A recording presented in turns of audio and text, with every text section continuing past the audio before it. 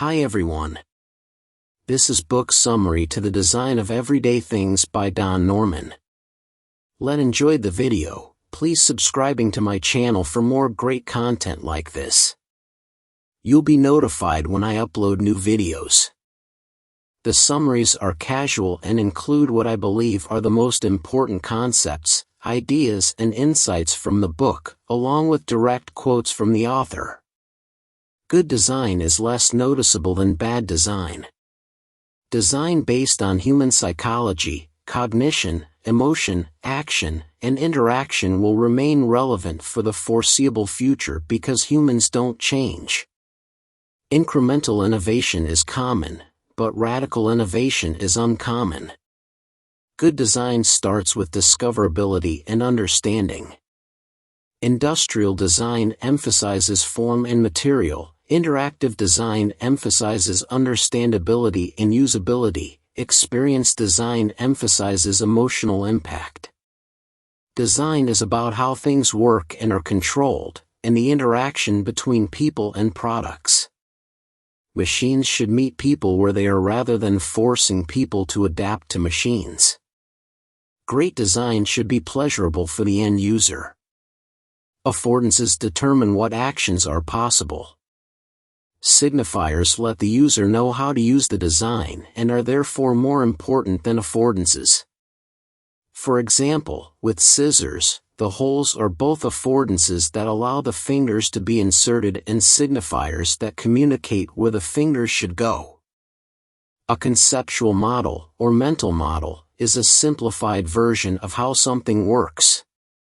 Technology is paradoxical. More functionality helps simplify life while making it harder to learn and use. Every action has two parts, doing and interpreting. 7 stages of action: goal, plan, specify, perform, perceive, interpret, compare. Without a deep understanding of people and human behavior, good design is nearly impossible. The reason we don't understand ourselves is because most thought is subconscious, and therefore hidden from awareness, or reflective, conscious thought. Declarative memory is recalling factual information. Procedural memory is, as it sounds, recalling the activities to perform a specific action. Thought and emotion are inseparable. Thoughts drive emotions, and emotions drive thoughts. Thinking attempts to make sense of the world while emotion assigns value. Without access to emotions, decision-making is difficult. Often we don't know what we are about to do until we have done it. That's why good people do bad things. Research suggests, and I can verify from observations of myself and others, that we make decisions emotionally and then find logical evidence to support our decision. Subconscious processing is good at recognizing relationships and seeing patterns from little information. A positive emotional state aids creative ideas, but it hinders getting things done. A negative emotional state helps us focus and get things done. There are 3 levels to thinking.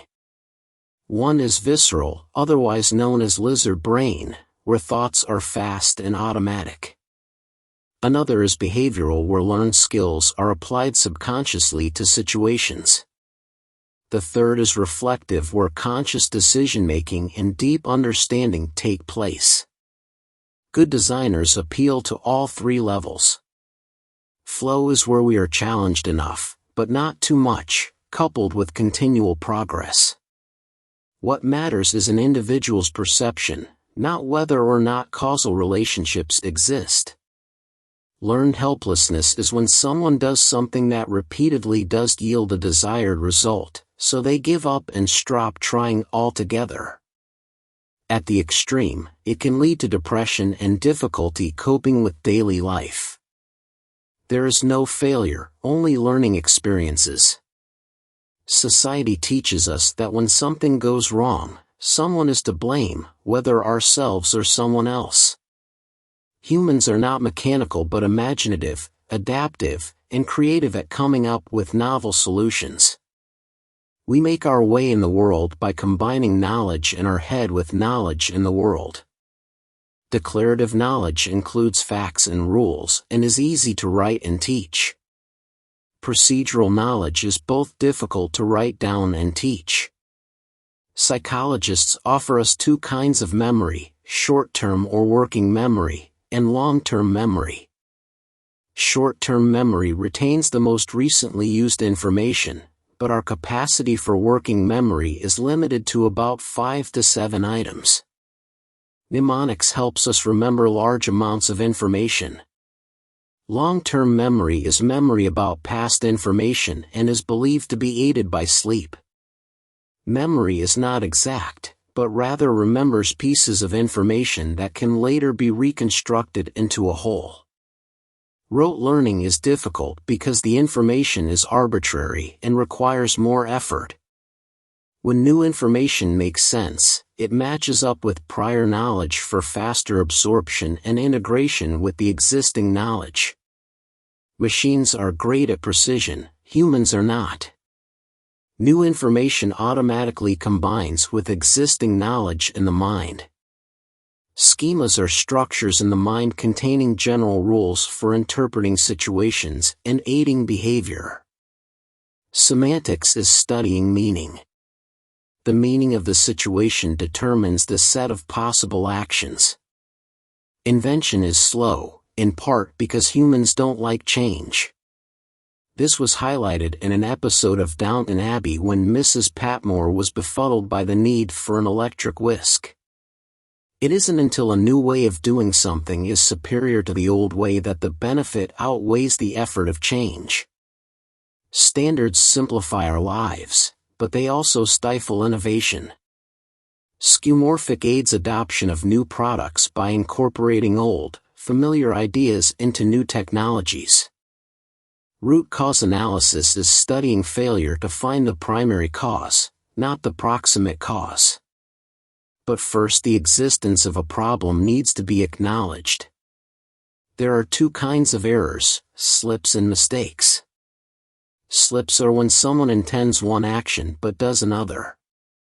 Action-based slips are, for example, when you put milk in your coffee and put the mug in the refrigerator. Memory-based slips are when, for example, you forget to turn off the gas burner after cooking dinner. Mistakes are when the action is right but the plan is wrong. A knowledge-based mistake is when, for example, the weight of fuel is measured in pounds instead of kilograms. A memory lapse mistake is when, for example, a mechanic failed to complete the troubleshooting due to distraction. Slips are the study of the psychology of everyday life, or what Freud referred to as the psychopathology of everyday life. Many issues are caused by social pressure. For example, when a less experienced co-pilot's concerns are ignored by a more senior pilot. Checklists are tools that reduce errors, especially slips and memory lapses. Multitasking severely degrades performance and increases the likelihood of errors. For example, talking on a hands-free phone while driving diminishes driving skills considerably. Machines are good for dull, dreary tasks but tend to fail with complex tasks. Whereas people are flexible and versatile, machines are rigid and relatively fixed. Almost without exception, the problem being asked to solve is a symptom, not the root problem. The most important step in design is finding what the root problem is. There are two types of design thinking. Human-centered design, HCD, is about solving the right problem in a way that meets the needs and capabilities of humans. HCD has 4 steps: observation, generation, prototyping, and testing. The double diamond model of design looks broadly at possible problems and then converges on a single problem. Next, the process looks broadly at possible solution and then converges on a single solution. The 4 steps of the HCD model fit within the double diamond model. Design focuses on the question, what do people need? Marketing focuses on the question, what will people buy? By questioning the obvious, stupid questions can reveal profound insights. Difficulties result in learning. No matter how much time is given to design, the final results tend to appear in the last 24 hours before the deadline, same with writing assignments. An activity is a higher-level structure like fixing a bicycle. A task is a lower-level part of an activity like getting the parts needed to fix the bicycle. Some psychologists believe our actions are driven by three fundamental goals: be goals, do goals, and motor goals. Be goals are the highest level and fundamental to our being. They are long-lasting and determine our behavior and self-view. Do goals are the next level and refer to the plans and actions related to an activity.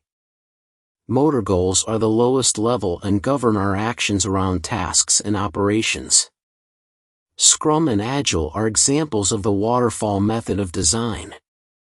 Featureitis and increasing complexity is usually the result of engineering-driven companies trying to match competitors, feature for feature. Don Norman's law of product development: the day a product development process starts, it is behind schedule and above budget. Good design is difficult. Often the person who purchases a product is different from the end user.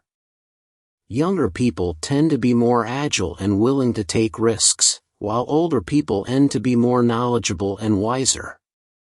The world benefits from both. Complex and complicated are not the same.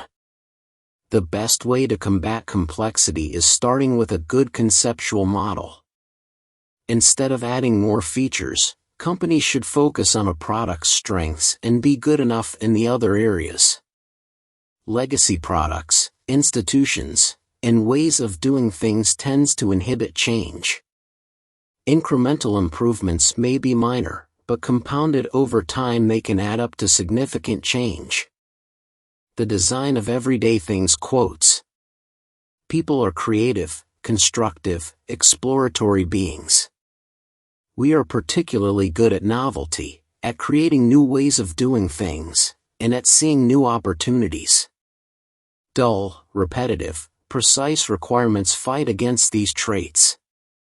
The hardest part of design is getting the requirements right, which means ensuring that the right problem is being solved, as well as that the solution is appropriate. Requirements are developed by watching people in their natural environment.